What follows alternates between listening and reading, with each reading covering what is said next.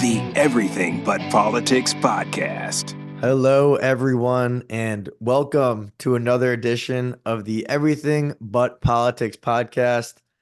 And I believe today we are hosting our very first world record holder, Patrick Koenig, coming straight from Pinehurst to the Everything But Politics podcast. Thank you so much for coming on our show, Patrick. Oh, it's a pleasure, and you're right. I just came off of the 18th green at number 9 here at Pinehurst. Exciting day out there on the golf course today. We had a hole in one. No way. Yeah, a friend named Alyssa joined us, and on the 9th hole, she knocked it in. Wasn't quite sure until she went up and saw it in there, and pretty good moment. I mean, I've seen 10 now. And it never gets old. Perfection achieved. Very That's rare. amazing. And what brings you out to Pinehurst? Is this a little pre-US Open scouting trip? Yeah, I guess you could say that. I've scouted number 2 enough to know what's out there.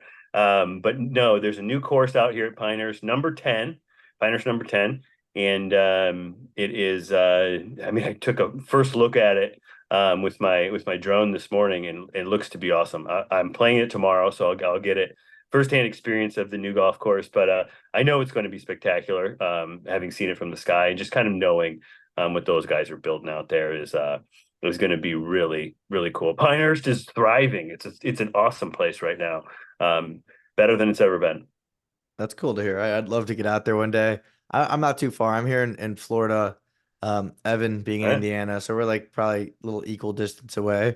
But Patrick, I'm so curious about your world record. Obviously, I feel like this is a huge feat. It's not kind of a huge feat. This is a huge feat. Can you tell our listeners about what you accomplished? Yeah. I mean, you're right. It is a huge feat. I mean, we started off a small chat there. Pinehurst is cool and everything, and sure. But last year I set the world record for most different 18-hole golf courses played in 365 days. So they had to be different golf courses. They had to be 18 holes, and they had to be 6,000 yards. So a lot of travel. The previous record was 449 different 18-hole golf courses in a year. And I smoked it. I played 580 different golf courses last year, which is the new world record.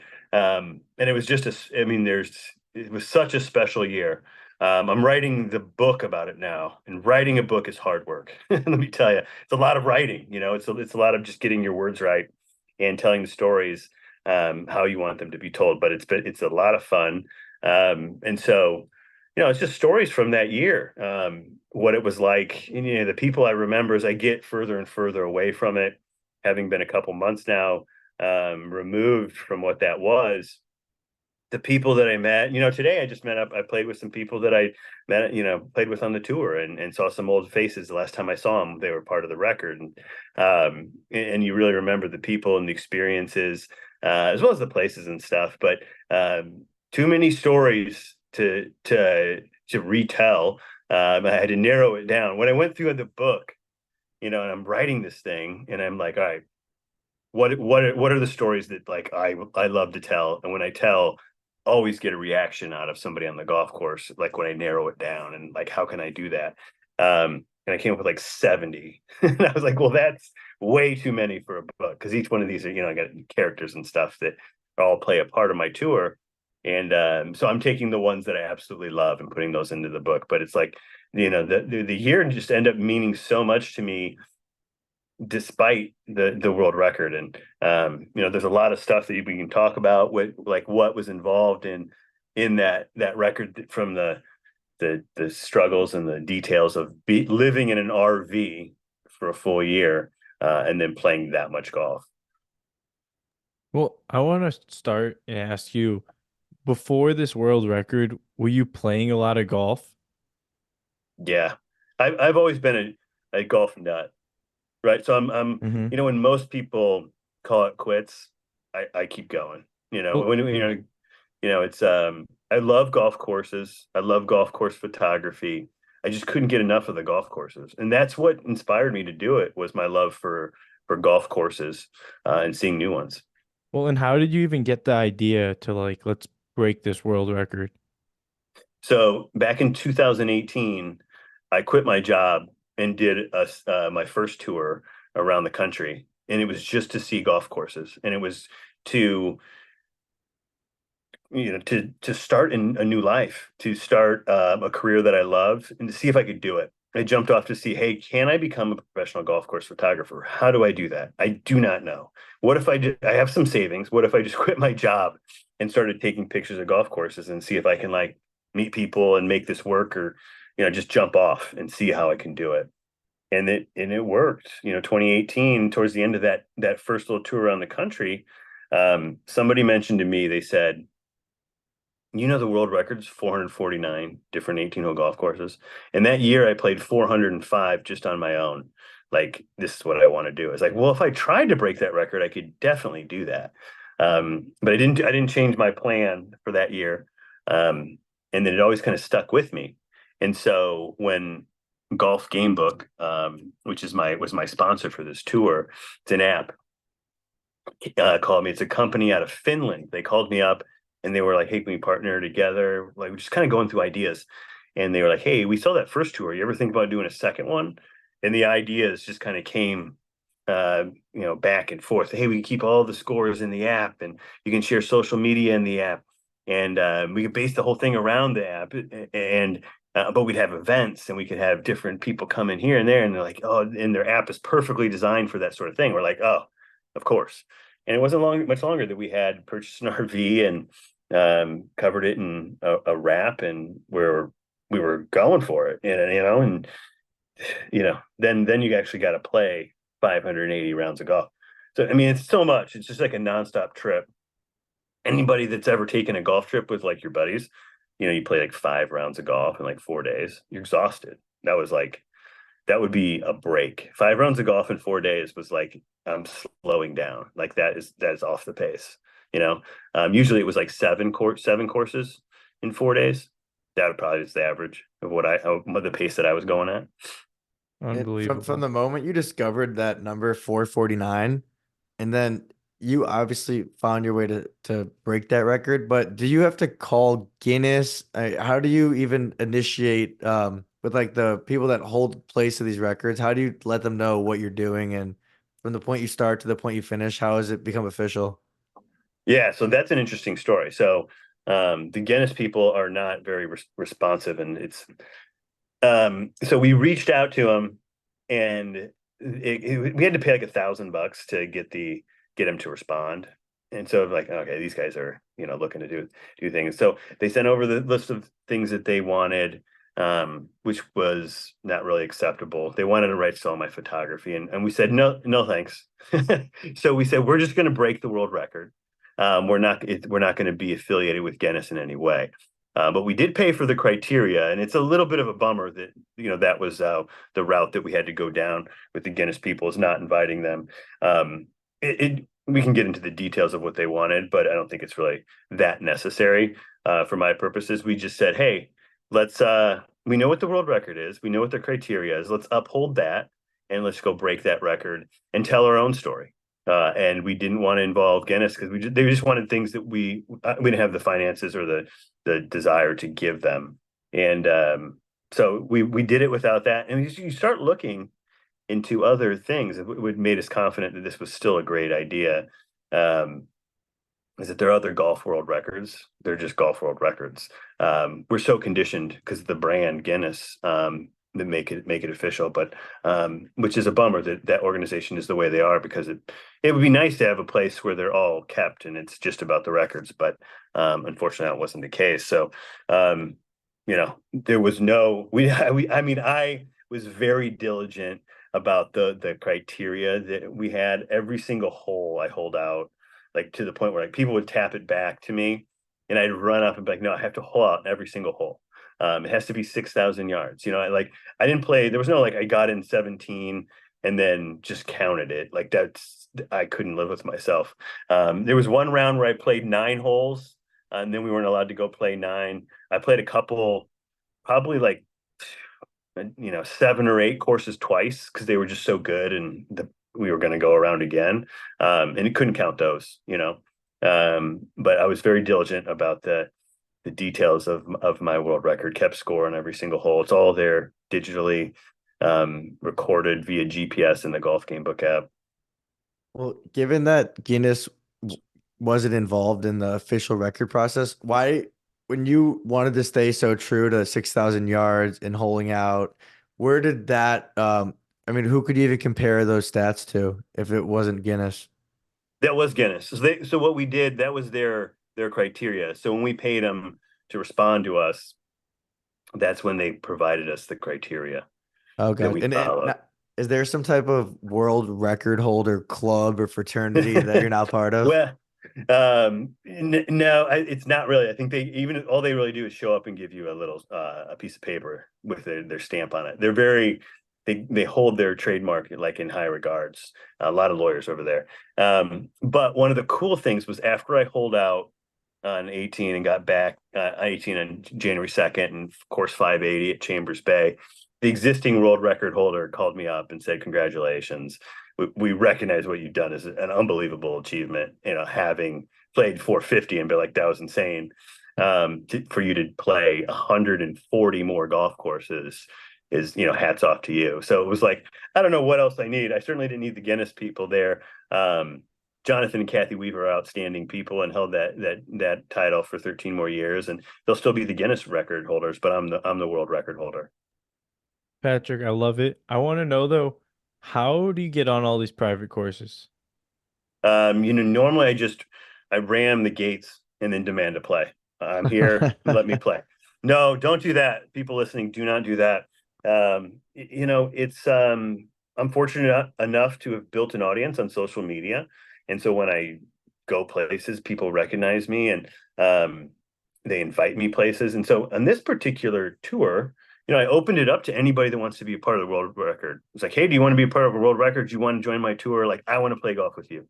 So I made a stop request that people could fill out on my website, and they came pouring in, and a lot of those are invitations to private clubs, and it's fantastic. And so what happens then is like you go play a place and you tell them all about what you're doing, and like people can sense my passion for this project. And obviously I like to think of myself as somebody that's fun to play with, somebody that's respectful of the game and the places it's played, and people get that. And so then they're very then it snowballs. The best way to play great golf courses is be great to play golf with. That's a lesson I learned. Like, hey, are you really fun to play golf with?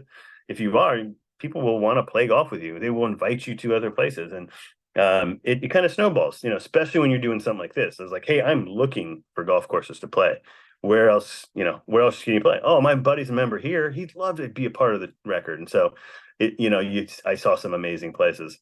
The superintendent out at Sandhills invited me to come play. Sandhills was my favorite golf course, and a very private, exclusive place. I got a chance to play Shinnecock Hills, Garden City Men's Club, Friars Head. I mean, these are all places that, like, if you know golf courses, you're not just walking into these places. Some of the hardest gates to get through in America. And no, I didn't play Augusta. That's the hardest gate to get onto. But I've seen 95 or something of the top 100. And all of the top 100 public courses in America. That is so crazy. And is it true that you drove from destination to destination, or were there some flights involved? No, there was no flights. I just drove. I drove and played golf. I mean, a typical day, I get in the RV, or wake up in the RV, and I'm in like the golf course parking lot. I'm like of the place I'm at, and I'm like, I get out and I play 18 holes, or I get out and I take some photos with the drone. Get for that early morning light, meet my guys, and we play. They come back, they sign the guest book. They donate. I had some swag, and maybe they buy a T-shirt or a hat, and that money goes to the first tee. And then I get in the RV and drive to the next golf course, meet my guys, and we play golf. It takes they sign the guest book. Either they donate or they not, and then I go back out. Maybe I do some more photography. It's a great sunset, and I get some great shots of this course that I'm at. And then I come back to the RV. I download all my photographs. I come up with funny and interesting social media, and then I edit all of my photos. And then I take a look at where I'm going. It's an hour and a half to to Nashville. All right, I'm gonna drive, and then I find a place to sleep for the night. That's maybe halfway there or there, or maybe I go to a Walmart, or maybe I have an arrangement with somebody that's gonna allow me to sleep in their driveway. Maybe it's a public course, maybe it's a resort. I can sleep in there. So like, there's all these different things that you have to do, and then I drive a couple hours after 36 holes of golf, and then once you get to the place, then you've got then I usually do a little bit of planning. So at any given day, you get 20 emails. You got to figure out where you're going. I tried to stay 2 weeks ahead with my plan, because plans change and you got to have some sort of semblance of what's going on. And so I have to respond to people, and set things up and make requests to play and 580 tee times is a shitload of tee times. And if you play, two are gone, you better get two on the books. So that's kind of a never ending thing. And one thing, but I mean, it was a lot to do. It's not me. If it ever sounded like I was complaining, I certainly wasn't. I was just like, I was mostly complaining because like I needed more time in the day. It was just like, I wish I had more time to do all the stuff. So it was a lot of stuff, and I loved every second of it. I mean, that's definitely it's bucket list. Some of the courses you played, people would literally do anything to get on some of those. But how many miles did you put on your RV in this time? Well, I didn't probably not as many as you think. Most people think more. How many miles do you think that I put on it? You started in California and ended in Washington? Yeah, but then I went to Florida and Did you Maine. go to the East Coast? Maine? Yeah, I started. Here's the route. So I started in California, went down across the bottom half of the country into Florida, up to Chicago, back down to South Carolina, up to Maine, then through the middle of the country, through the Midwest, then Nebraska, Colorado's where I set the record. Then I went back down to Southern California, then all the way up to Seattle for the finale. I'm gonna guess 125,000 miles. I'm gonna go with 50,000. Oh yeah, yeah. 50,000 is much closer. Oh wow. It was just under 40,000. Most people think you're like, dude, that's so much driving, but it's not. It's not that much driving. It's not an obscene amount of driving. It's a lot of driving, but because some days you'll just not drive at all. I'll stay at Sand Valley for 3 days, and then it'll be like no mileage put on for 3 days. So it ends up being, it'd be like some people drive a commute every day, an hour there, an hour back. It's 2 hours of driving. Something like that, is similar to what I did last year. And I don't want to put you on the spot, but what were your top 5 favorite courses that you played? So the top 5, I have yet to get into that point in the book, but I do know that Sand Hills was the best, and Shinnecock Hills was the second best. And then there's a 25-way tie for third place, because there's just so many good ones. Like, if you go through that list, this is on my website, so you can go to the website and just scroll and scroll and scroll. And if you know anything about golf courses, those courses, none of them suck. I mean, maybe a couple of them suck. But those were, there's some of them do suck, and some of the ones in Arizona, but there's only maybe like 5 or 6 that are like legitimately not really good courses. And then, there's a lot that are just bangers, and places that you haven't heard of that are really good. Like, nobody's heard of Cape Arundel. I mean, people that know golf courses have, but that place is awesome. It's unbelievably cool. Some of the best Walter Travis greens, just the best greens in America. And it's kind of under the radar for some people. Place like Blackjack's Crossing, that was fantastic. I hadn't even heard of it before my buddy sent me a picture when I was in Tucson, Arizona, and I was like, I gotta go. And I changed, and I went, and then that ended up being amazing. So it's like those sort of adventures along the way, which was really fun. I miss it. And what's your handicap, Patrick? Oh, I'm I started at like a 4. I would play, here and there when I take my trips and travel for golf course photography. And then I got down to scratch. Yeah, I was scratch for a good amount there. There was a stretch where I played 15 rounds, and my cumulative score was like 1 or 2 over for 15 rounds. That's great. Which is insane. I mean, like, that sounds like I'm a tour pro or something. I'm not really that good. But when you play golf every day, that's the key, is like you just kind of get a feel for the Get a short little game. flow going. Totally. Hey, Patrick, I lived in Tucson for 4 years, and I'm curious, what was your favorite course out there? Gosh. Oh, it was at there's two courses at Ventana Canyon that are pretty Yeah, good. And then there's another one that eludes like once I got over like 200, I started like the course name started blurring. I do remember Ventana Canyon because I stayed in the parking lot. That was like my HQ. Those guys were so friendly. They're like, anytime you need like use a shower and like all this stuff, they were like, and I just had my own spot back in the parking lot. And I played. I just loved Tucson. I loved that. It was beginning of the tour, and it was like just a really cool sort of get your legs under you sort of time during the tour. So well, one of my favorite parking lots by far. So I'd have to go with Ventana Canyon is my fave. They got that cool little par three back up in the mountains Oh, there yeah. on that one course, which but I played there was another one that was a good one that I played the gallery, and then there's the one Entrada at Snow Canyon, which is pretty solid.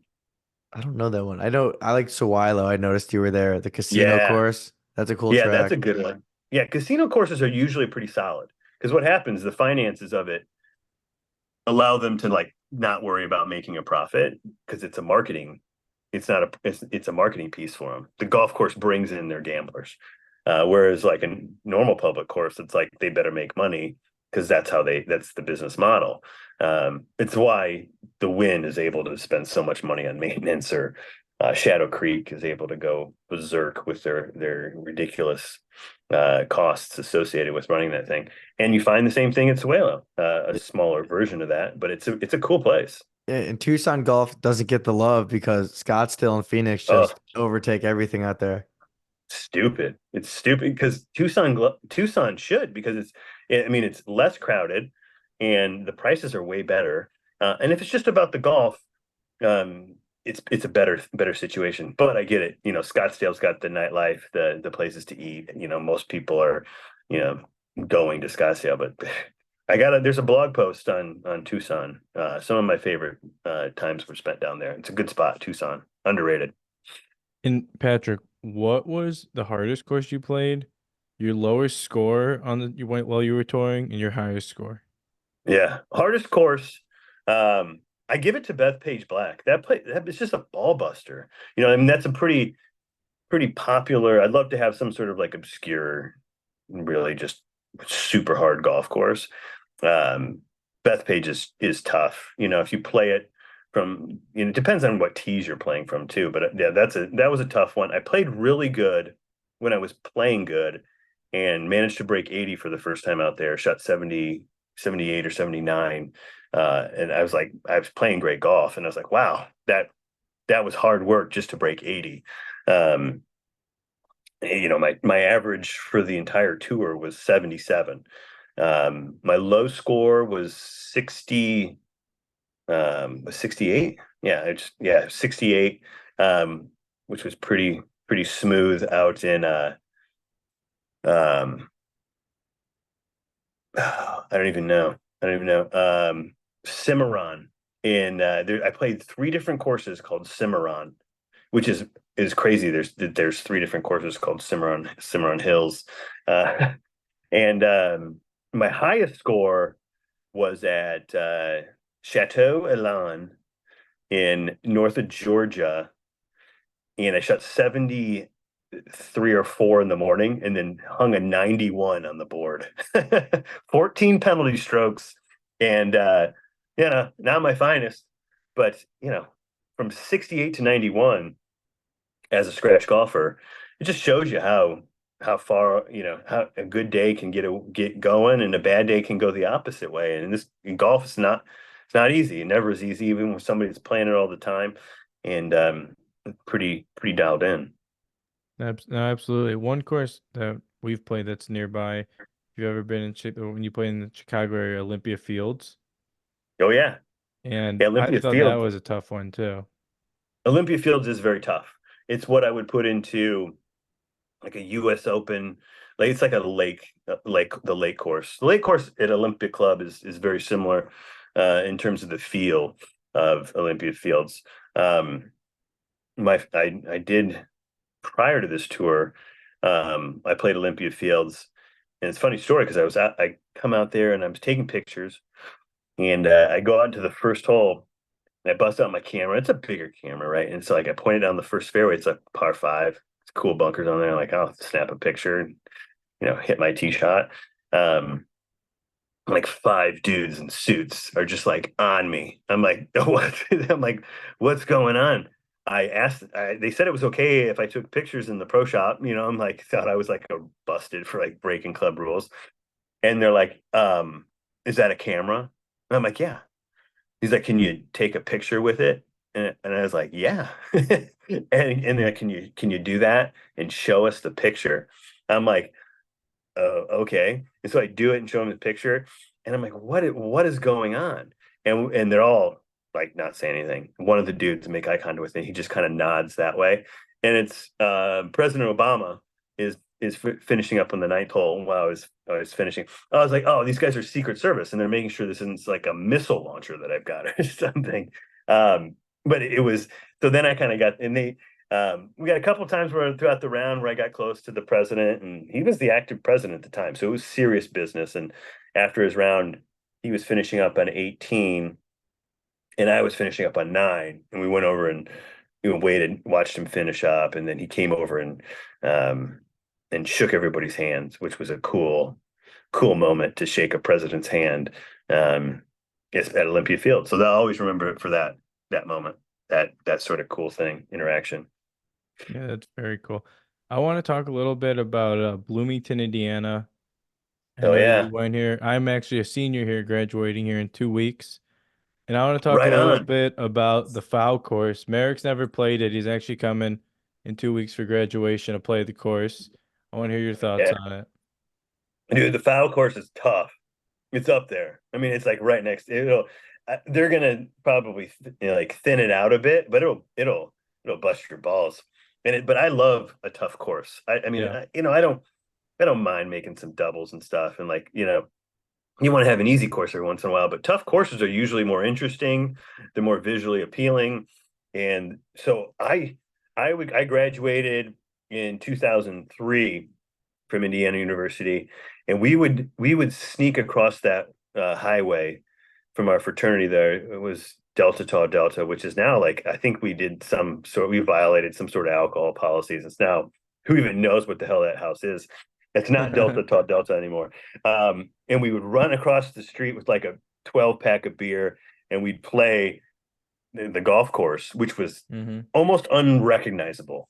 I did not recognize some of the holes were in the same spots, but it was a dump compared to what it is now. Fantastic. I think it's Steve Smyers did a really good job of implementing some like golden age shapes to the green. There's a couple short par fours that I thought were really good with the undulations, and like I love that place. And so when I went back, this is prior to the tour. It was cool. They got a chance to do some photography for the Visit Bloomington folks, and pictures were great. I got a great sunset, and then the university ended up picking them up and displaying them in the clubhouse. So when you guys are there and you go play, like those photos are put on the wall are mine. No, that's awesome. I think it's cool. They were going to put a little plaque, alum, Yeah, I like that. alumni 2000 class of 2003, which is I was a tremendous drunk when I was there at Indiana University.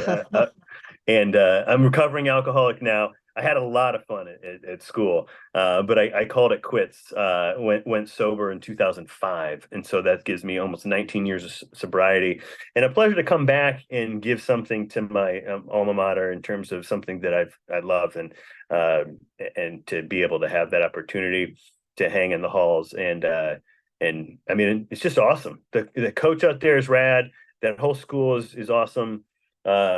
But I did do something. I was actually just telling the same story earlier on the golf course, which was funny. Because I went back and when I was doing these photos, I was, 40-year-old man, and I was like, I'm gonna go to the bars and be the 40-year-old dude in the bar. Like you've seen them, right? You like every once in a while, like some alumni will come in and be like, oh, it's like these old dudes in the bar. I'm like, it's time for me to be that dude. And you one day will be that dude. I was you once. it. I was a senior once, and I know it was good times, man. So you enjoy it while you can, because it's the real world Thank you. you're gonna have a lot of fun in the real world too. But there's something special about those 4 or 5 years. But we went and we were sports. You know, it doesn't start till like midnight there, so we like kind of hang out to midnight, and the girls start walking in, and we're like, the attire that they wear now is not much more than just bras to the bar. And I'm like, that's cool, but I do feel like we're gonna get arrested. We got to leave. This is creepy. So we were not the creepy old dudes in the bar like trying to scam on girls. We went back and stayed at our hotel and called it a night early. But a lot of nights, man. I mean, you guys got to go to the Bluebird. That was my favorite bar. We Yeah. go to Bluebird and then like sports, and then you do the Kilroy's every once in a while, and then I don't know what they call it. It used to be called Uncle Fester's, the bar right next to the upstairs pub. Upstairs was my favorite too. They were all my favorite. I loved everything about Bloomington.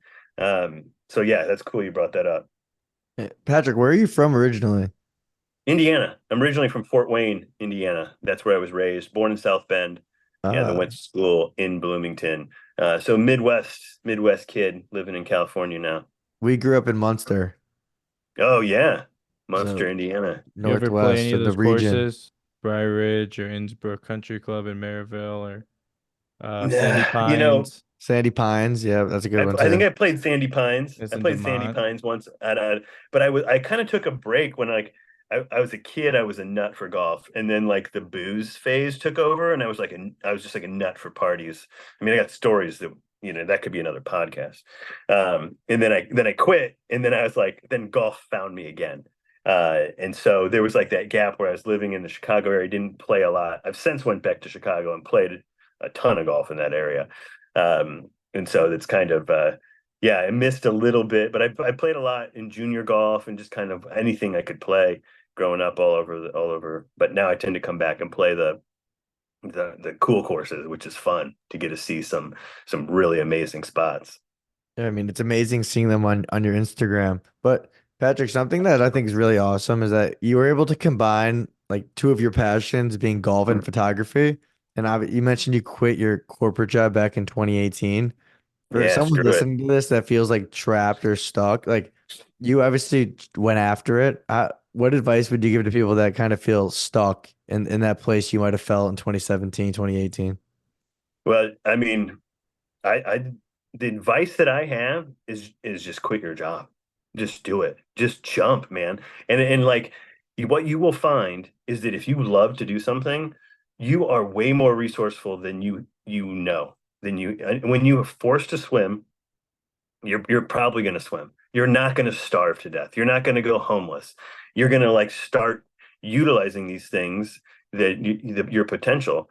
And you're going for it, man. Owning a business, being your own boss is like as much you can be self-motivated and like no problem. You can sit in a job, be completely unmotivated, and then as soon as you jump off, you just go for it. And that's what I found is like a lot of doors like I kind of get some opportunities with golf, but I was kind of like mailing it in halfway in both places. And I was like, this doesn't feel good either way. And so I was like, I got to go 100%. And then once you do that, you'd be surprised kind of how things. And I look back at it often, and there's like a lot of points where like, I might have considered going back to like getting another sales job, but something came along. I was able to like kind of get this that like paid this bill or did something like that. And I don't think that's unusual. I think a lot of people, when they've got to do it, like find a way to do it. So don't be a fool. And, I'm not telling somebody to just like put themselves in an incredibly bad situation. And what you kind of have in terms of finances, but like, build up like I did. I had some money in the bank, and I just went for it. It's like I could afford to do this year-long hiatus the first time around and like do what I could to kind of get my hooks in some places. And so just go for it, because like you're dead eventually.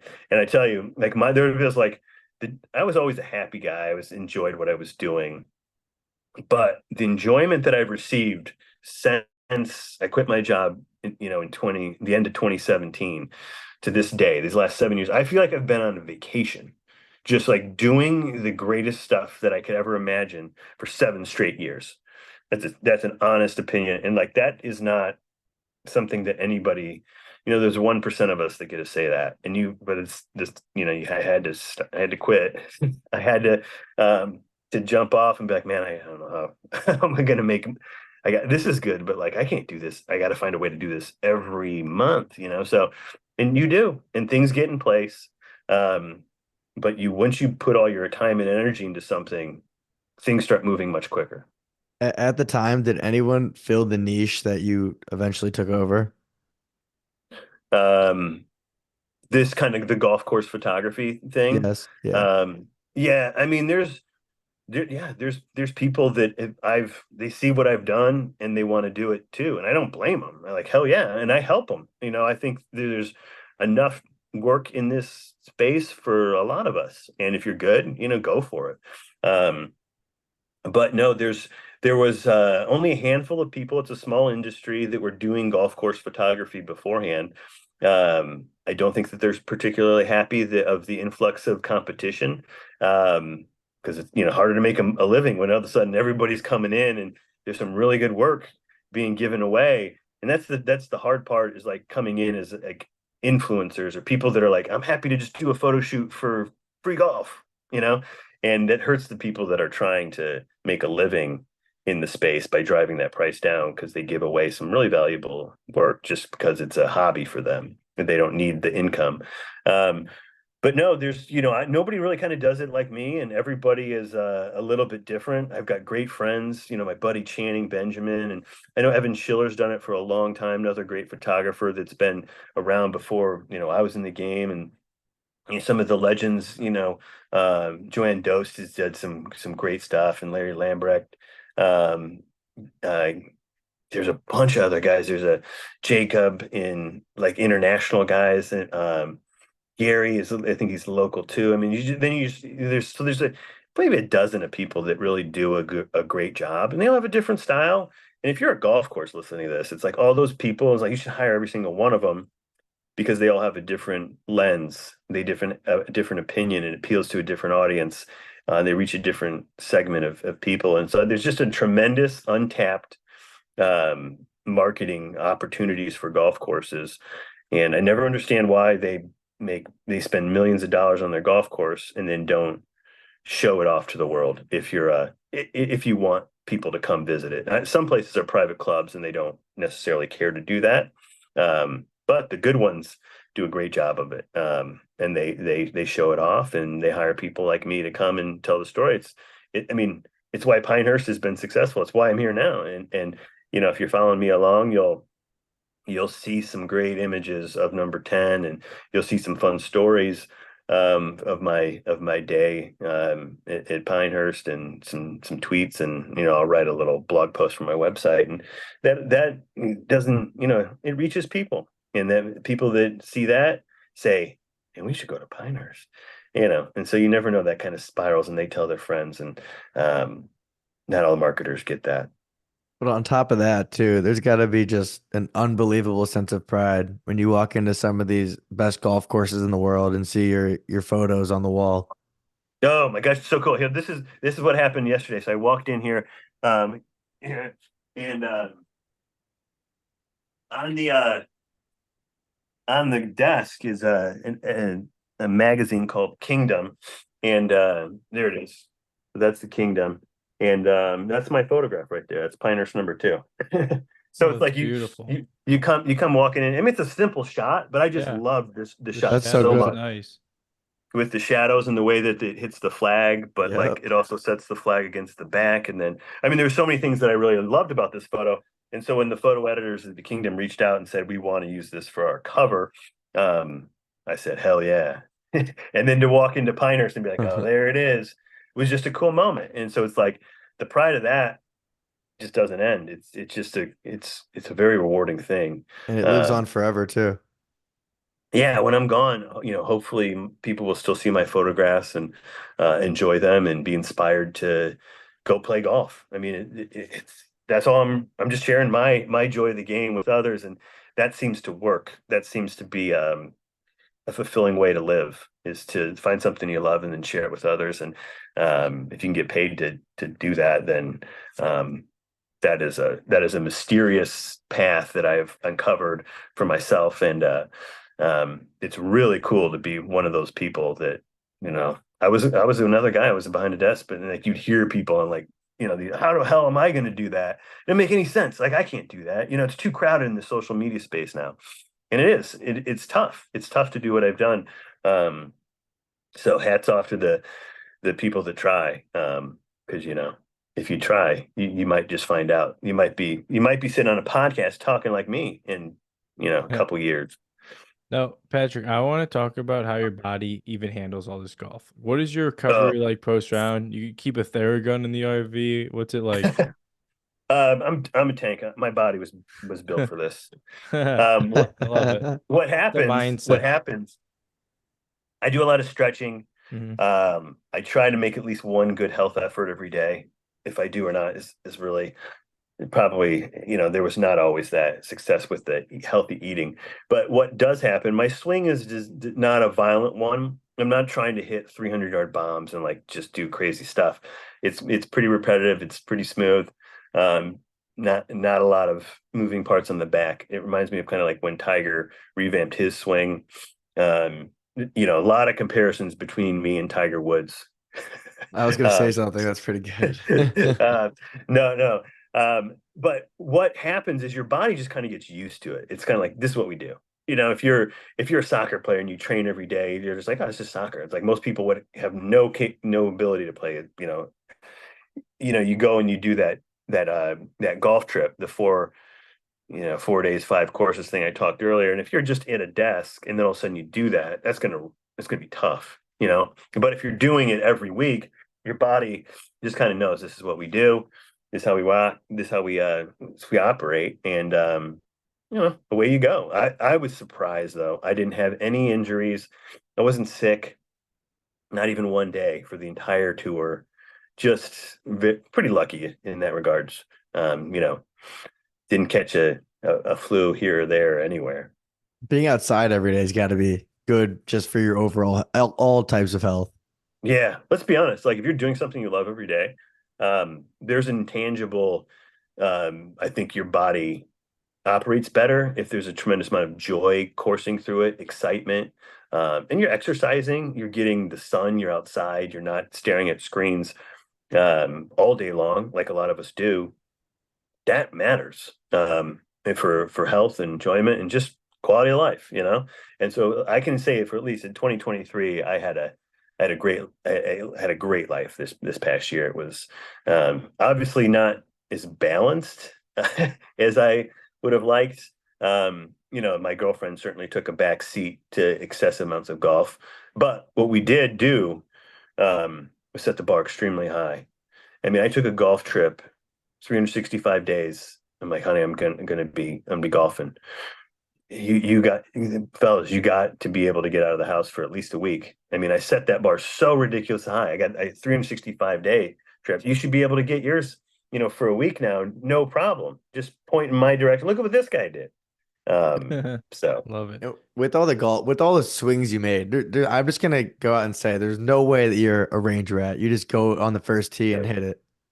yeah, dude. Yeah, I was like, you want to go to the range? No. I'm the I don't same like the way. range. I didn't really care, and I got really good. Like my first drive off the first tee, I probably hit the fairway more often on that tee than any other tee ball during the day. I was just like, Mhm. I got It's go into a time. groove. Yeah, let's just go. And I didn't care. Like usually, a couple holes, I was warmed up, ready to go. And like, sometimes I'd make a bad score on the first couple holes and whatever. Didn't matter. But if I, survive with pars, away we go. And yeah, I didn't have time for the range. In No, I those stopped. 580 rounds, did you hit a hole in one? That was my question too, Merrick. I was just gonna say that. Zero Wow. hole-in-ones. How I many thought for you know how sure. many golf shots you hit? Yeah. I mean, what's the math? What's 77 I'll check it. point times 580? It's a lot. 44,660. Yeah. And then you do, 580 times 4 was how many chances at hole in one that I had. I played some par threes too, courses that didn't count. So, there's a lot of opportunity there. I have zero in my entire life. Wow. What That's we insane. I'm It's I'm coming. shocked to hear that. Yeah. I should have three from just like a numbers perspective. Um, yeah, it's stupid. What kind It of just clubs has. are you gaming? I got some Mizuno MP59s that I had some Callaway X Forged, and I just wore them out. And then I had some old MP59s, and I turned those back in because I was like, dude, these are so good. They feel like butter. They're just they're nice. Titleist driver, TaylorMade 3-wood. I got a Toulon Portland putter that I love, one of their OG models. And then Vokey wedges. That's it. And Patrick, something I've heard you've been extremely outspoken about in interviews is that gloves are bullshit. You want to elaborate on that? Yeah, I mean, they're bullshit. I mean, I didn't use a glove the entire time, and it was not a problem. Now I know some people have sweaty hands, but maybe that's because you're just like always using a glove or whatever it was. But once you get going, like I just built up a callus thing, and it was like no problem. There was not a problem with my hand the entire time. One time I did like slice my finger when I was like cutting some stuff to put up on the RV. Um, but I just put a band-aid on it. Um, but yeah, I mean, it's like, so to elaborate further about how that has benefited me, because I used to be a glove guy, and I ended up finding myself just dicking around with a glove. It was like I was not really focusing on golf as much as I could. I was like, I say that I was like I wasn't playing golf. I was running a glove management program. I was trying to keep them dry. I had like 5 different levels. It was like overtaking too much of my brain. And I said, nah, I'm not screwing with these things anymore. Um, and it hasn't been a problem. I just think somebody said, hey, we should invent a golf club, and then all golfers will have to buy it, and we can make a lot of money. And then you got Tommy two gloves. He's got two gloves. I mean, that's God, I don't even know how he does it. I will swear on rain gloves. Rain gloves are awesome though. Because that club will just fly straight out of your hands in the rain. But if you put the rain gloves on, keep you warm, you can swing all you want. Don't even worry about the rain. So rain gloves, get some rain gloves.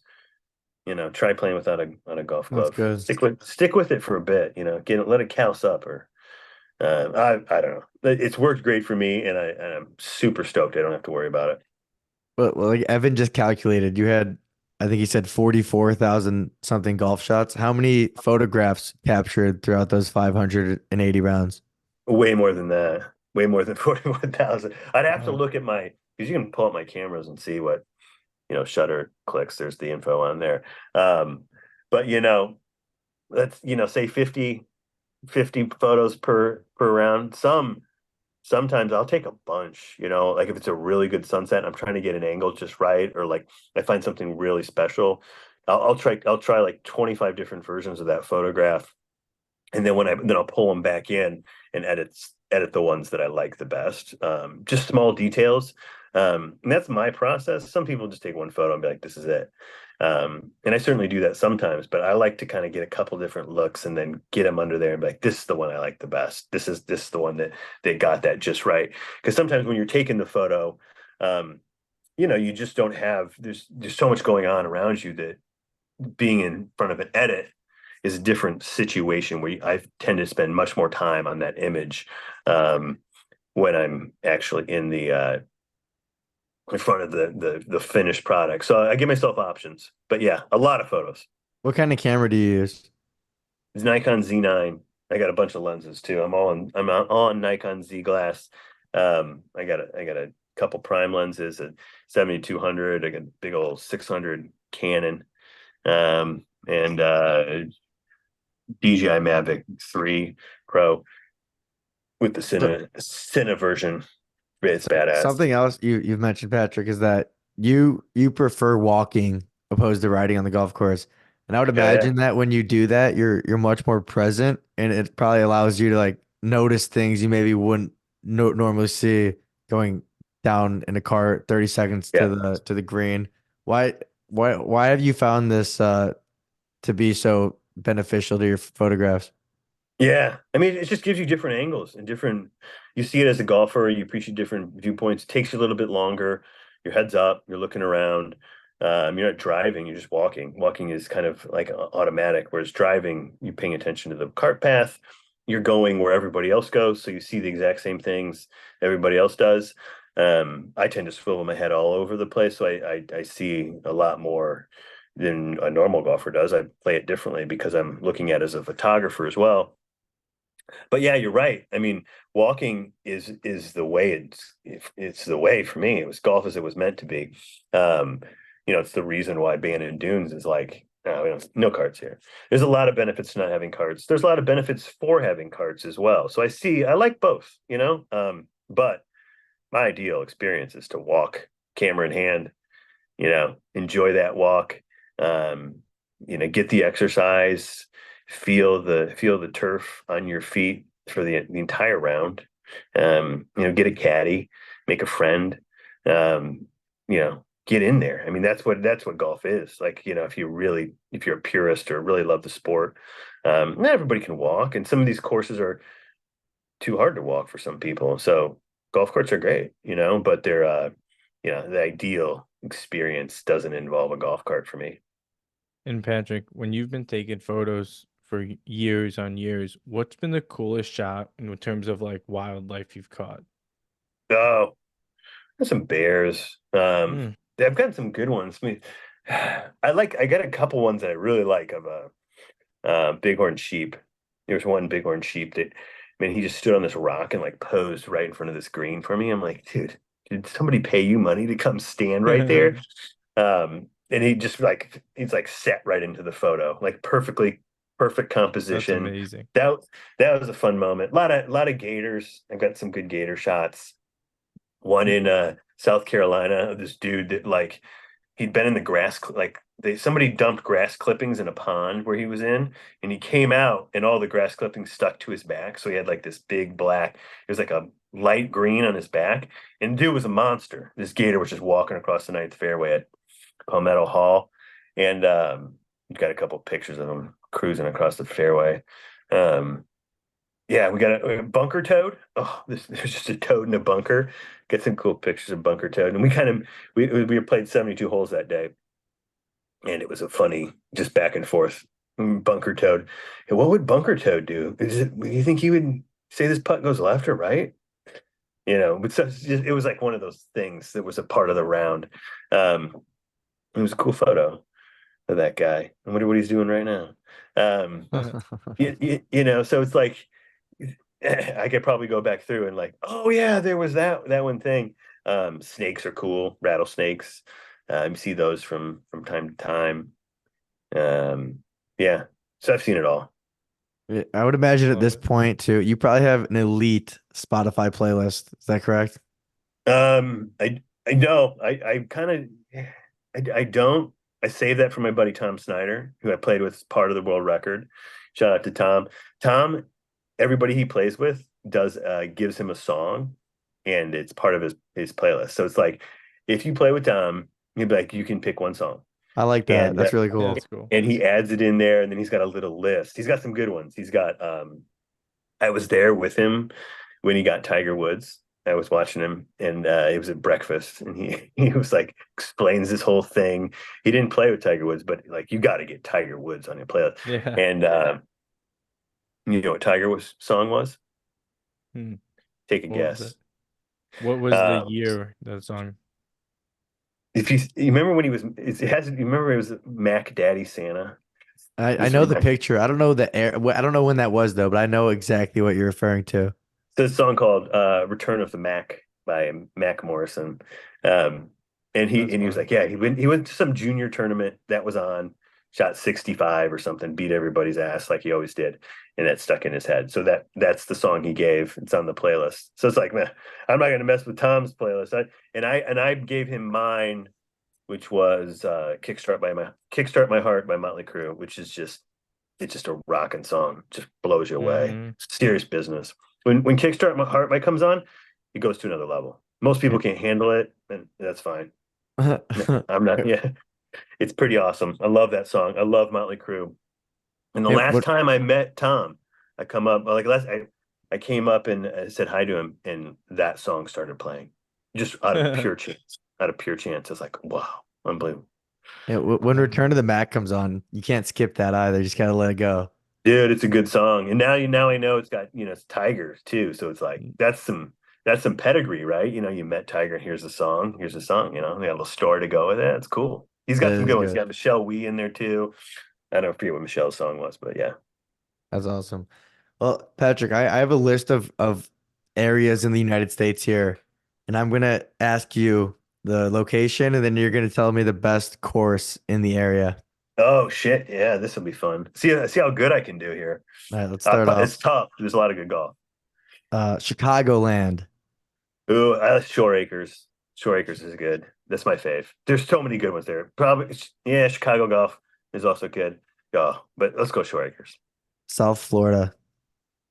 South Florida. I'm leaning towards Seminole, but I'm gonna say Sawgrass, because that place is awesome. It just is. North Carolina. Ooh, I'm in North Carolina right now, and it is a new front leader, Old Town Club. Banging place. Okay. Perry Maxwell, undulating, Winston-Salem. Ooh, it's good. Phoenix. There's a lot of candidates in North Carolina. Phoenix. Phoenix, Scottsdale, probably no, Scottsdale National. Yeah, Jackson That's an Con, elite track. I saw that Jackson out through Con. Instagram. Yeah, that's a banging good spot. What about Michigan? It's got to be Crystal Downs. There's some good ones in Michigan. But Crystal Downs. Wisconsin.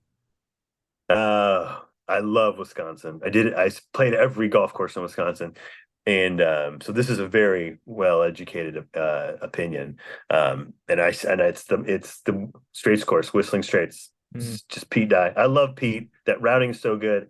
There's so much to love about this. The net. I mean, that was a flat piece of land that he took all those dunes and made it feel like Ireland in some parts. I love that course. Which there's a lot of good ones. Milwaukee Country Club's good. Blue Mound I love, but Straits course. Have you played Lasonia? Lasonia's up there. I I'm love playing there in the Lasonia. fall for like a boys golf trip, but they're really hyping it up. Oh yeah, it should be hyped. You can't overhype that place. It's got elements of the golden age architecture that not everybody gets to see. Because a lot of these places are hidden away at private places, but like that one isn't, and it's like in plain view, great golf holes. And not everybody gets it kind of the first time, the genius of some of that, just because if you're not into architecture, it might not be as interesting to you as it is to me, because I think it's just spectacular. Photographs insanely well. Some cool history with like the boxcar green over in that far corner of the property, like a really cool short part. I mean, it just goes on and on. Awesome. Lasonia is right, like in the top three. Okay. Yeah, it's freaking rad. I got two. I got two more for you here, Patrick. Southern California. Southern California's tough. I live there. It's going to be one of the private clubs in LA, and it's hard for me to go against Riv. Riv is so good. I really love Wilshire. Is like a club, and like the vibe there is awesome. Yeah, just Southern California. It wouldn't be Torrey Pines, San Diego Golf, but there's nothing like really solid. Southern California, Riviera, the Riviera Country Club. Final answer. That's definitely fair. And last but Yeah. not least, our home state of Indiana. Oh, baby. Crooked Stick is awesome. There's a lot of Pete Dye in there. I love Pete Dye, and people like give him a hard time because they think it's hard. It's like, dude, check it again and see how many great courses Pete Dye has. He's done so much for a game. I love that guy. Never got a chance to meet him, and that's a bummer because I love his work. The cool thing about that, he left so much for us behind to enjoy for what will be gone, and his courses will still be enjoyed by other people. What a tremendous gift to give to the world. And Pete Dye is one of my favorites, and Crooked Stick is one of his first. His early work is especially inspirational. Place like the Golf Club, Crooked Stick are Oh, they were good. Well, Patrick, we really do appreciate you coming on, sharing some of your golf wisdom with us, as we love golf just as much as you. So thank you so much. Wishing you a great rest of your time there in Pinehurst, and look forward to seeing what's next for you. Yeah, thank you, Hey, thanks, Patrick. guys. This was a lot of fun. I love that A lot game. of I could fun. honestly keep playing that game for like another hour. Yeah, it was great. Thanks for having me on. Go Hoosiers, and appreciate the conversation, fellas. No doubt. Patrick, thank you so much, man. We'll see you soon. Okay, take care, guys.